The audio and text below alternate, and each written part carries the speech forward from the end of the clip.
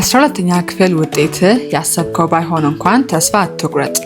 ውጤት የህይወት ማለቂያ ሳይሆን የአዲስ መንገድ መጀመሪያ ነው። ውድቀት ማለት ማቆም ሳይሆን በበለጠ ጥበብ እንደገና መጀመር ነው።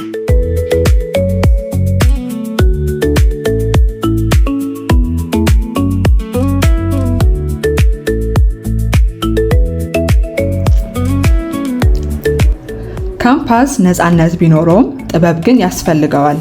ዓላማህን የሚያስታውሱ መልካም ጓደኞችን ምረጥ። ጊዜህን በአግባቡ ተጠቀም። ለዓላማህ ታመን። ከፈጣሪህም ጋር ያለህን ግንኙነት አታጥፋ። የዕለት ተዕለት የጸሎትና የመንፈሳዊ ህይወትህ መሰረት ነውና። የዘንድሮውን የ12ኛ ክፍል መልቀቂያ ፈተና ለተፈተናችሁ ተማሪዎች በሙሉ ለእናንተ መልካም ዜና አለን። በቀጣዩ የህይወት ምዕራፋችሁ የሚያጋጥሟችሁን ተግዳሮቶች አስመልክቶ የፊታችን ቅዳሜ ሐምሌ 25 ቀን ከጠዋቱ 2 ሰዓት ተኩል ጀምሮ በአዋሬ ሙሉ ወንጌል ቤተክርስቲያን ልዩ ዝግጅት አዘጋጅተንላችኋል።